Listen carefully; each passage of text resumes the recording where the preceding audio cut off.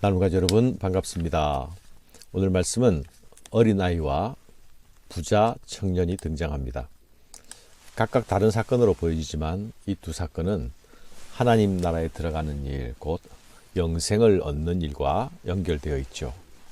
누가 과연 하나님 나라에 들어가기에 합당한가에 대한 말씀입니다. 사람들이 예수께서 만져주심을 바라고 어린아이들을 데리고 오매 제자들이 꾸짖거늘. 예수님 당시 유대 사회의 여자와 아이들은 사람을 계수에 치지 않았지요. 무시되었습니다. 그런데 사람들이 어린아이들을 데리고 예수께 나아오고 있습니다. 예수님의 만져주심을 바라며 데리고 나아온 것이죠. 아마 이 사람들은 예수님의 안수가 기적과 치유가 있다는 사실로 인해서 부모들이 자기 자녀들을 데리고 왔을 듯합니다. 어떤 부모가 자기 자녀를 사랑하지 않을 부모가 있겠습니까? 그리고 데리고 온 아이들은 꼭 예수께 안수 받아야 할 어떤 절박한 이유들을 가지고 있었을 것입니다. 그런데 제자들은 이렇게 나온 것을 꾸짖습니다.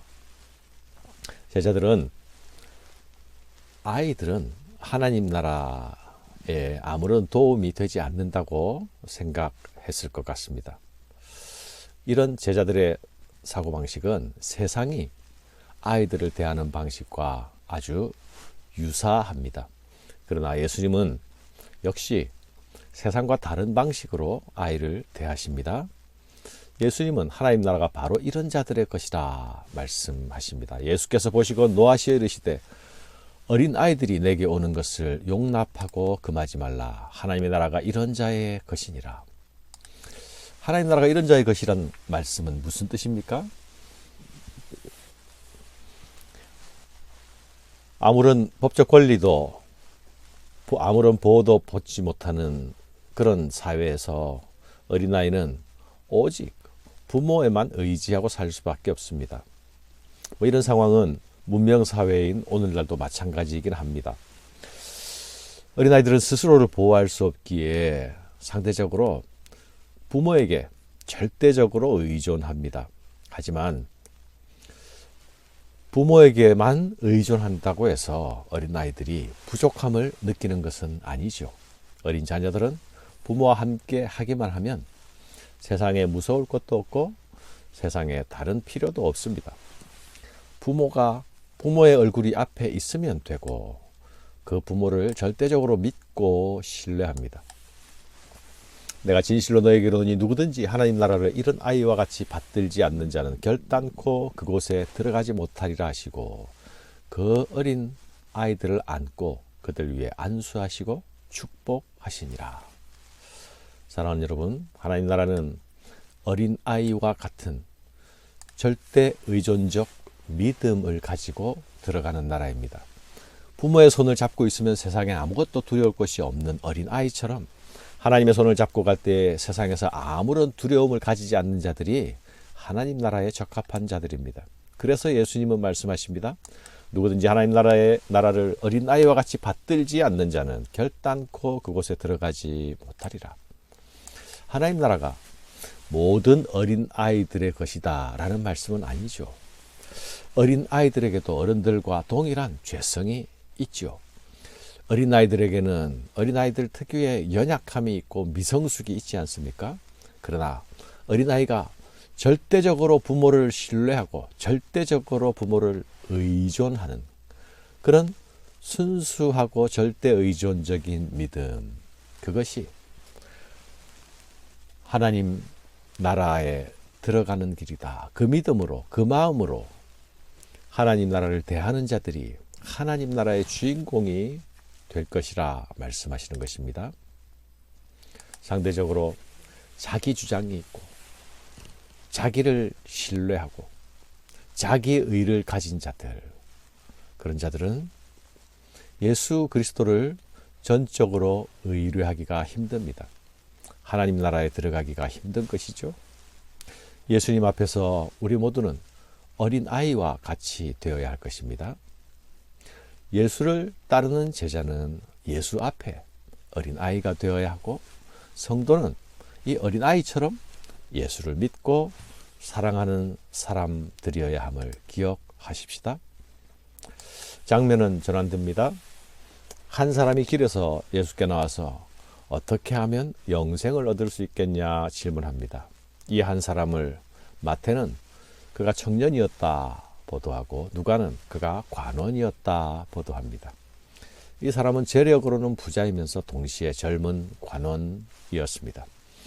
예수께서 길에 가실 때에 한 사람이 달려와서 끌어앉아 묻되 선한 선생님이여 내가 무엇을 하여야 영생을 얻으리이까.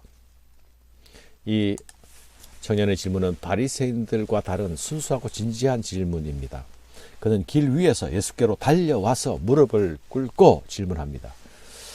이것은 이 청년이 그 자신이 해결해야 할 절박한 필요를 가지고 있음을 보여주지 않습니까? 그가 무릎을 꿇고 앉아서 질문하는 모습에서 그의 태도의 진지함도 나타나고 있습니다.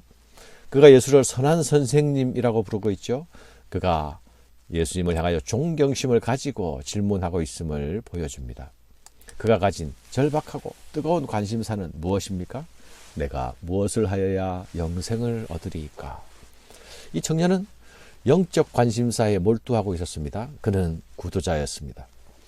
영생에 관한 갈구는 곧 구원에 대한 목마름이 아닙니까? 그런데 이 청년의 질문을 보면 그는 구원이 무엇을 하여야 얻을 수 있는 신앙의 행위에 근거한다고 생각하고 있습니다. 예수께서 이르시되 네가 어찌하여 나를 선하다 일컫느냐 하나님 한 분 외에는 선한 이가 없느니라. 네가 계명을 안 하니 살인하지 말라 간음하지 말라 도둑질하지 말라 거짓 증거하지 말라 속여 빼앗지 말라 네 부모를 공경하라 하였느니라. 그가 여짜오되 선생님이여 이것은 내가 어려서부터 다 지켰나이다. 예수님은 청년에게 십계명 중에서 이웃 사랑에 대한 계명을 말씀하시지 않습니까? 이 말씀을 하시는 의도는 네가 사랑의 계명들을 이웃 사랑의 계명들을 실천하며 살고 있니? 라고 물으시는 것이죠. 그러자 그는 그것들은 내가 어려서부터 다 지켰습니다 라고 대답합니다. 그런데요, 예수님이 의도하신 질문의 포인트와 이 청년이 대답하는 것을 보면 서로 사뭇 핀트가 맞지 않는 듯 보입니다. 이 청년은 이웃사랑의 계명을 아주 소극적으로 살인이나 도적질 같은 것을 행하지 않는 것으로 이해했고 그래서 스스로 계명을 실천하고 있다고 생각하고 있었습니다. 그러나 하나님께서 이 계명을 무엇을 하지 말라는 부정적 형식의 법조문 형태로 주신 그 뜻을 무엇을 금하는 것으로 나타내신 그 하나님의 마음을 알지 못하고 있었음을 보여줍니다. 이 청년은 계명의 겉모습만 보고 또 소극적 순종을 했기에 어릴 적부터 지켜왔다고 했지만 그 계명들을 지켜왔다고 했지만 그의 마음 안에는 자유가 없었습니다.